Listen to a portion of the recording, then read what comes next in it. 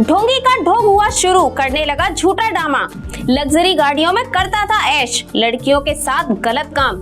ढोंगी छुपा बैठा था पाताल लोक में, अब जाकर निकला बाहर। 30 सेकंड तक नहीं खोली आंखें और फिर अब 121 मौतों के 5 दिन बाद प्रकट हुआ ढोंगी बाबा का अजब नाटक। हाथरस में मची भगदड़ के 5 दिन के बाद भोले बाबा के नाम से प्रचलित सूरजपाल ने पहली बार मीडिया के सामने आकर अपनी बात रखी। ANI से की बातचीत के दौरान इस बाबा का अलग ही रूप देखने को मिला। ANI से बातचीत करने के लिए इस हादसे को लेकर जैसे ही रिपोर्ट ने बाबा से उसकी प्रतिक्रिया जानने के लिए माइक उसकी तरफ किया तो उसने अपनी बात रखने से पहले 30 सेकंड तक कुछ नहीं कहा। इस दौरान उसने अपनी आंखें बंद रखीं। ऐसा लग रहा था जैसे बाबा जानबूझकर ध्यान लगा रहा हो। 30 सेकंड के बाद बाबा ने धीरे धीरे अपनी आंख खोली और उसके बाद अपनी बात रखी। बाबा ने कहा कि जो घटना 2 जुलाई को हुई है उसे लेकर मेरा मन भी दुखी है। इस हादसे को लेकर बाबा ने कहा कि वह इस घटना से बहुत ज्यादा दुखी है। सूरजपाल का कहना है कि लोगों को प्रशासन पर विश्वास रखना चाहिए, किसी भी उपद्रवी को बख्शा नहीं जाएगा। बाबा ने कहा कि दुख की इस घड़ी में प्रभु लोगों को इससे उबरने की शक्ति दें।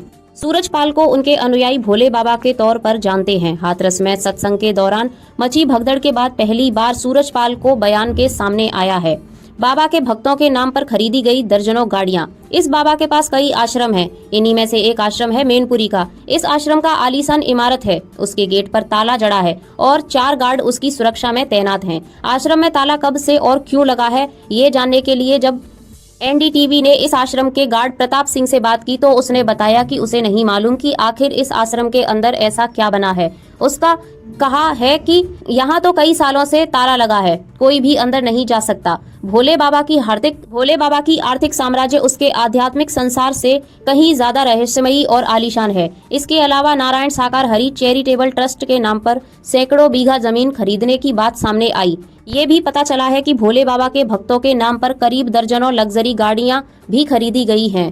5 जिलों में बने हैं भव्य आश्रम और ट्रस्ट के नाम पर करोड़ों की जमीन। बीते दिनों NDTV की पड़ताल में पता चला कि भोले बाबा का उत्तर प्रदेश में कासगंज, मैनपुरी, आगरा, कानपुर और मध्य प्रदेश के ग्वालियर में बड़े आश्रम हैं। इनकी चल अचल संपत्ति 100 करोड़ से ज्यादा है। अकेले मैनपुरी के बिचवा आश्रम की जमीन की कीमत ही 4 करोड़ के आसपास है। सूत्रों के मुताबिक विनोद नाम के एक सेवादार इतनी कीमती जमीन भोले बाबा के ट्रस्ट को दान में दे दी है। अब राजस्व विभाग इस जमीन की जांच कर रही है। आश्रम के सामने करीब 50 बीघे जमीन को भी भोले बाबा ने लीज पर ली हुई है।